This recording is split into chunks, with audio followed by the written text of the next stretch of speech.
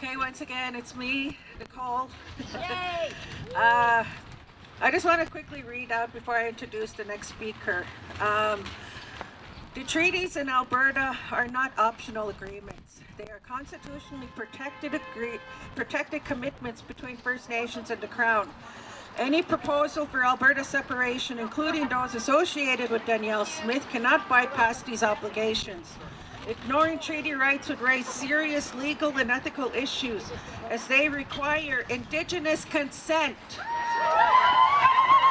and federal involvement.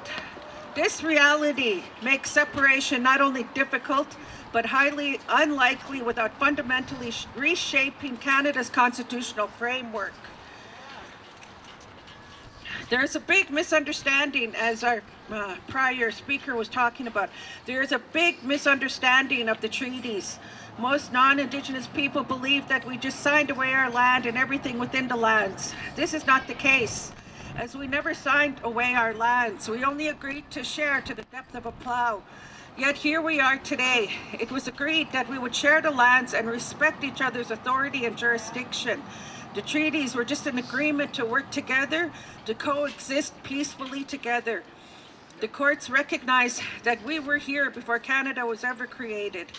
When the treaties were being made, for example, here at the Blackfoot Crossing in 1876, when the Blackfoot Treaty was signed, we have to remember there was a huge communication barrier that existed. A big misunderstanding between both parties took place because of the different language barriers.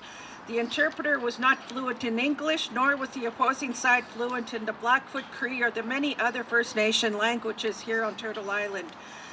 We, the First Nations, understand and hear how this government and many non-Indigenous people look at the treaties like it was a real estate deal. That was just handed over we just handed over our lands and territories, and that's not the case. When we hear the word cede and surrender, it's not a deal, it's not a real estate made, nor is it a bill of sale. It's a relationship. Obligations are promised between two parties. So when it comes to the terms of cede and surrender, for one thing, treaties are not made with a conquered people. So no, we were not, nor were we ever conquered. We are not a conquered people. You cannot make a treaty with a conquered people. We signed the treaty with the Crown, not with Canada, nor Alberta, nor Danielle Smith. A little info for our good friend, Danielle Smith. Canada's job for the Crown when it comes to the First Nations is to uphold their fiduciary duties to the Crown by consulting with us when our rights are being infringed upon.